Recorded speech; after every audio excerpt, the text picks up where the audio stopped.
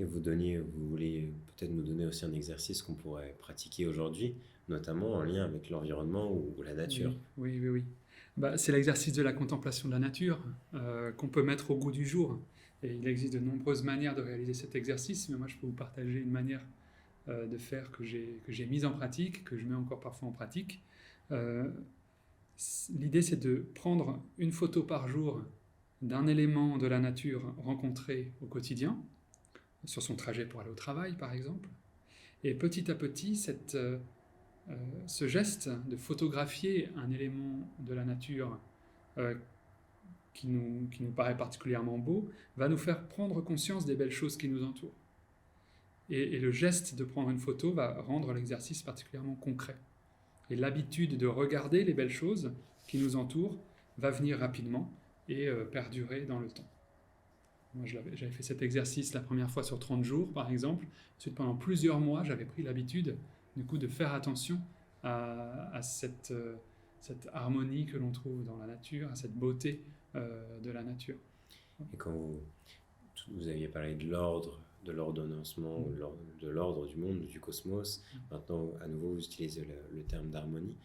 Mais pour le coup, peut-être la différence avec les stoïciens, c'est que nous avons l'impression que nous vivons dans un monde désordonné, en tout cas, perturbé, quoi qu'il obéisse toujours sans doute à un ordre physique et climatique, mais toutefois perturbé par l'activité de l'être humain. Du coup, la question que je me pose, c'est est-ce que les stoïciens posent un rapport au monde qui est basé sur une critique, en fait, et quel est-il, ce rapport au monde ou à la nature, pour le dire autrement? Oui, alors, effectivement, le but de cet exercice de la contemplation de la nature, c'était vraiment de prendre conscience de la beauté et de la perfection du monde. Et si on ne la trouve pas, ou si on se focalise au contraire sur le désordre apparent, du moins provoqué par l'activité humaine, on peut par exemple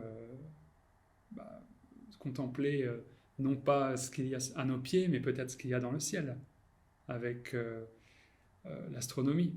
L'astronomie peut être une manière de voir que le monde et l'univers dans lequel nous vivons et dont nous sommes partis est ordonné de manière cohérente, rationnelle et d'une manière qui ne bouge pas ou très peu.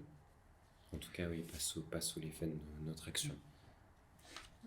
Mais effectivement, pour en venir peut-être à la question du rapport à l'environnement et puis à la conception de la nature spécifique des stoïciens, c'est cette conception de la nature d'où va découler un certain rapport à l'environnement et au monde qui peut être responsable, on va dire. Donc, contrairement à d'autres sujets comme la gestion des émotions, l'usage des représentations, les stoïciens de l'Antiquité n'ont pas réfléchi spécifiquement à ces problématiques-là environnementales, parce que ce ne sont pas des problématiques qui sont contemporaines pour eux, elles le sont pour nous. Mais on peut aujourd'hui se poser la question, et face aux problématiques qui sont les nôtres, utiliser cette conception de la nature stoïcienne pour répondre à ces problématiques et avoir une posture, une attitude qui soit plus responsable vis-à-vis de l'environnement. C'est ce qu'on fait notamment dans le stoïcisme contemporain, Kai Whitting ou Christopher Gill, dont les travaux ont mis en évidence l'apport du stoïcisme ancien pour le développement d'un rapport plus écologique à l'environnement naturel dans lequel nous vivons. Alors, juste, j'énoncerai quelques pistes de réflexion. Ce serait d'abord, la première piste de réflexion, ce serait, et puis on l'a vu un petit peu déjà, c'est l'importance de la physique, c'est-à-dire de l'étude de la nature. L'idée, c'est de comprendre le monde dont nous faisons partie et notre place dans le monde pour y vivre en harmonie avec la nature. Il y a une idée stoïcienne qui est celle de la sympathie universelle. C'est l'idée selon laquelle il existe une interdépendance des phénomènes naturels et humains. Et là, on est en plein dans la question du changement climatique et de l'influence des activités humaines sur ce changement. Pour les stoïciens, il y a une interdépendance de tous les phénomènes, donc naturels et humains, dans le monde. De manière générale, aucune partie du monde n'est étrangère à aucune autre. Toutes sont en relation systématique, les unes par rapport aux autres, dans un tout unifié qu'est le cosmos, qu'est l'univers.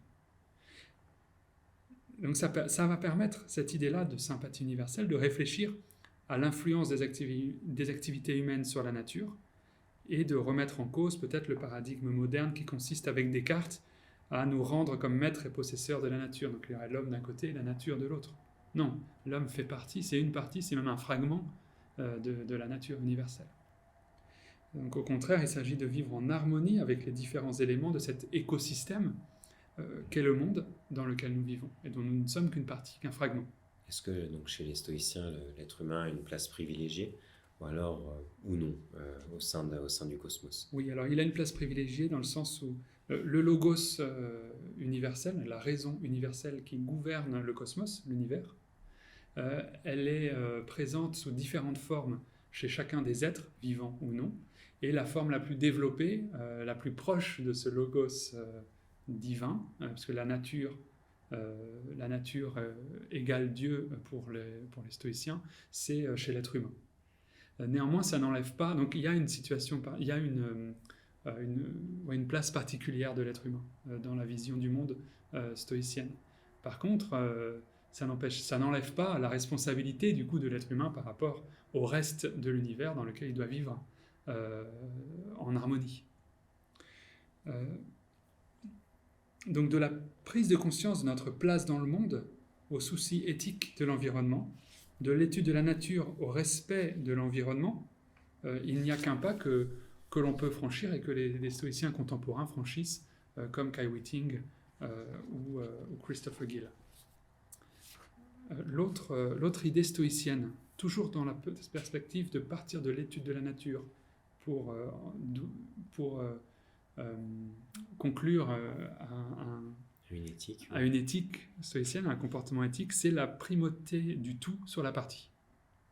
Et c'est là que ça remet en cause peut-être cette place privilégiée de l'être humain dans la nature, en disant que c'est relativisé ce point de vue stoïcien, c'est-à-dire que la partie ne va jamais primer sur le tout, c'est-à-dire que l'univers n'est pas là pour l'homme, mais l'homme est parti, l'être humain est parti de l'univers, et puis ça permet, quand on prend en compte cette primauté du tout sur la partie, de repenser notre rapport au monde et notre manière d'agir dans le monde. Donc non pas comme maître et possesseur de la nature, mais comme partie du tout. Concrètement, cela peut se traduire par un comportement plus respectueux de l'environnement, y compris lorsque cela remet en cause certains privilèges personnels ou du point de vue de l'humanité tout entière, un certain confort de vie acquis au détriment d'une autre partie de ce tout. Les plantes, les animaux, et de manière générale, l'environnement.